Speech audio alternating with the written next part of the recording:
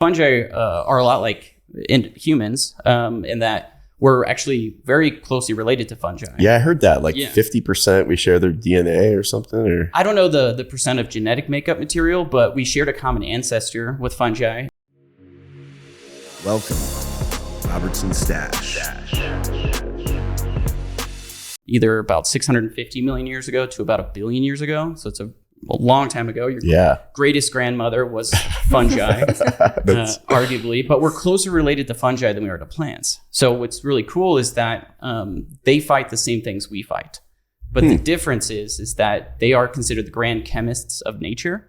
So they're like a janitor with an infinite key ring, and given enough resources, time, they can unlock almost any door by creating unique compounds, which are considered secondary metabolites in science, which just basically means we have no idea what it means. But it's not for it to survive. Like a survival compound would be like our stomach enzymes. Yeah. These are produced like THC is considered a secondary metabolite in science. It's not for the survivor of the organism, but it produces it for some reason. Huh. But they have the ability to produce really interesting chemistry. And that chemistry can be applied in various different ways. And what's really interesting is that we fight the same viruses, the same bacteria that they fight. Really? But they can produce compounds to fight it, actually. We just consume it and we get that benefit. Wow, that's interesting. So do different mushrooms have different compounds and stuff? Yes. And Absolutely. how are people going through and figuring out which compounds are in each mushroom? Is it? It's a lot of work for sure. And we're infrared testing. Have you heard it? IR there's different analytical equipment that can be used for compound discovery for sure. NMDR,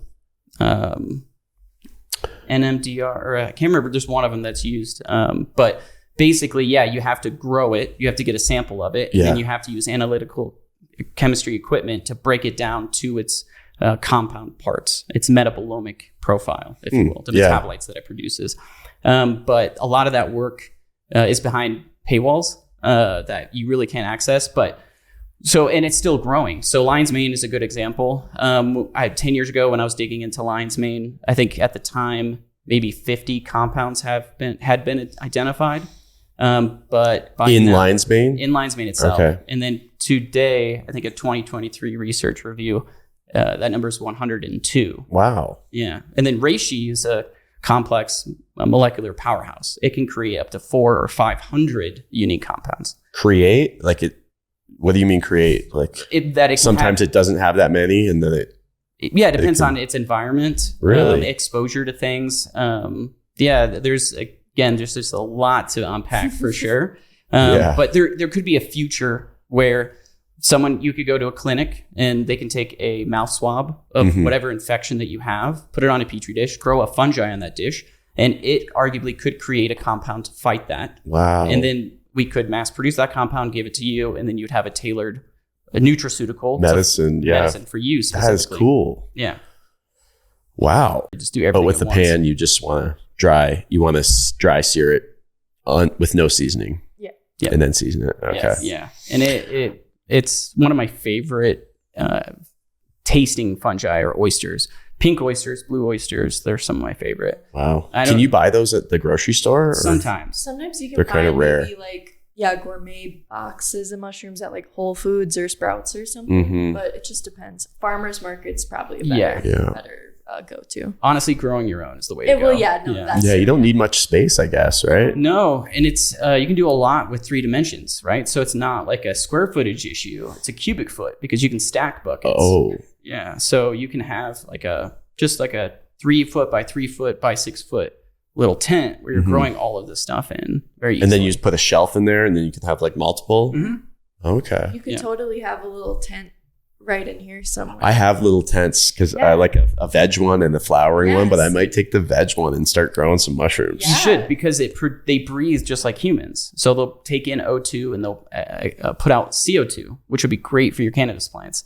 And what I like to do you grow in soil? Well, I grew before. Now it's just all packed up somewhere, but it's a lot. I mean, one day I'll grow again. I like it for therapeutic reasons, but maybe growing some mushrooms would be a little more just perfect for me right now. Yeah, no, For sure. 100%. Yeah, set and forget, pretty easy system. So do you need like airflow and humidifier in there? Yep. Too. Yep. You can buy depends on the cubic feet of the tent, but you can get a